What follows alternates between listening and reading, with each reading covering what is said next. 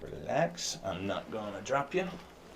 Oh, that was good. The American College of Physicians also recommends low-level laser or cold laser for low back pain. Hey, I'm Dr. Jeff Williams with Creekstone Integrated Medical. We've got medical care, chiropractic, massage, acupuncture, exercise, all kinds of stuff. But today we're gonna talk about what happens when a patient has low back pain that is not disc related, and it might be something else that a lot of clinics miss.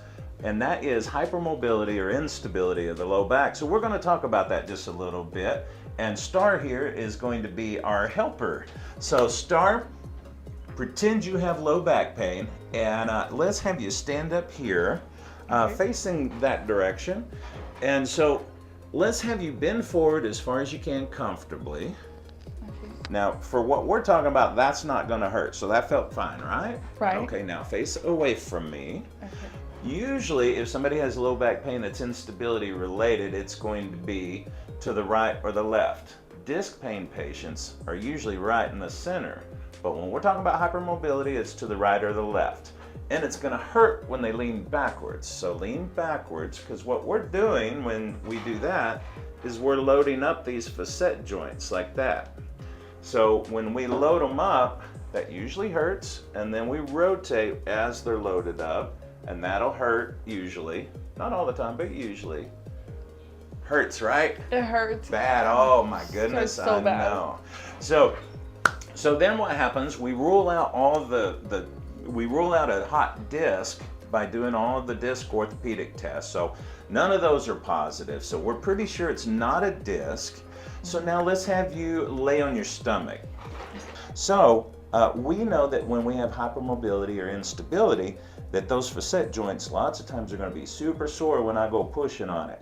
Does that hurt? Yeah, that hurts. It's terrible. Oh my gosh, okay. That hurts so bad. So what we're going to do so you can have facet pain just by a movement dysfunction, or you can have it by hypermobility or instability. So we're going to try to differentiate that by having Star keep both knees straight and raising both legs like a Superman pose. Now, that should feel better when I go pushing if it's an instability. You can relax. If it's an instability problem, because when she does this Superman move, it tightens this all up and it stabilizes it. So when you stabilize it and I go pushing and it feels better, then your back is telling us it needs more stability and more support. So what we're gonna do, we're gonna go move things around a little bit, and then we're gonna teach some stability exercises. So let's go. So you might say, well, if things are moving too much and it's hypermobile, why would you be adjusting and moving the low back? And that's because sometimes we have dysfunctional movement as well. So we're going to move things around a little bit, but what we're really going to concentrate is the next step, which are exercises. But for right now, let's go ahead and do an adjustment. All right, let's get you on your stomach.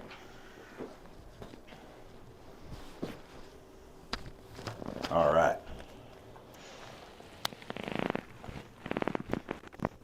So if anything hurts, it should hurt in a good way. If it really hurts, you let me know, okay?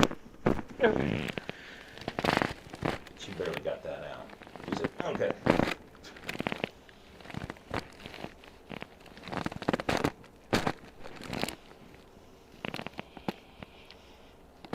All right, on your side, facing me.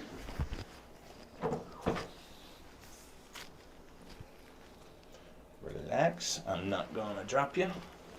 Oh, that was good. Okay, other side.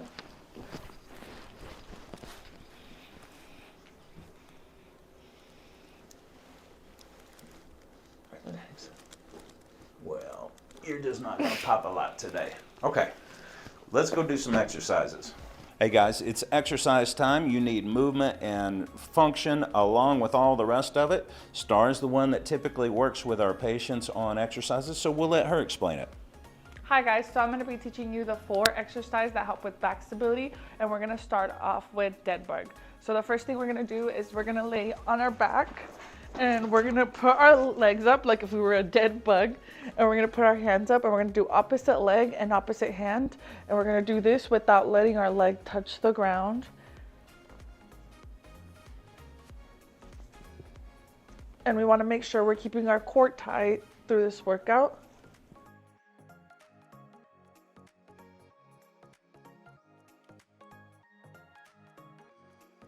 Okay, next we're gonna do bird dog, and we're gonna be on all fours, and we're gonna do opposite hand and opposite leg, and we wanna keep our core tight through the whole movement. So we're gonna go like this. Hold for a couple of seconds, and then do the other side.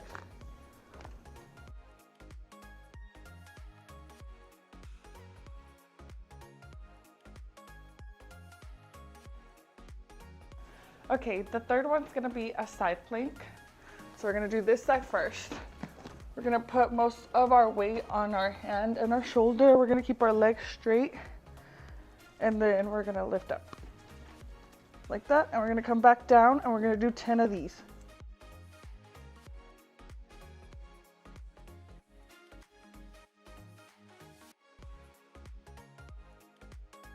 For the last one, we're gonna do a curl up, and we're gonna do 10 reps. We're gonna lay on our back, and we're gonna put our hand behind our back and make sure that we have that curve in our spine and the opposite knee up and the other leg down. And we're gonna lift our shoulders and our neck.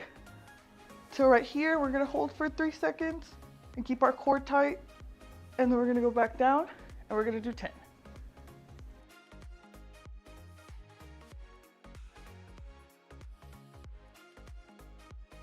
Here at Creekstone, we like to follow evidence-based, evidence-informed protocols. So the American College of Physicians also recommends, in addition to adjustments, exercise, and some other things, the American College of Physicians also recommends low-level laser or cold laser for low back pain. And cold laser is excellent for itises and fired up, really inflamed type conditions. So when you've got facet joints that are super inflamed, cold laser is an excellent addition to the treatment. So we're going to do that with Star right now. We're going to hit start, and we're going to turn the lights off and just let her get a little nap. So this cold laser is one of the strongest lasers for this purpose that you're ever going to find in America. It's actually got 2 different lasers, and it really works well at getting the inflammation down and speeding up the healing. So when most folks think that there's either a disc or a facet and it all needs to be popped and sent out the door, here we're going to dig deep. We're going to really try to target what's going on. And if we've got instability or hypermobility, which again a lot of folks miss, we're going to be able to get our patients better, faster, for good.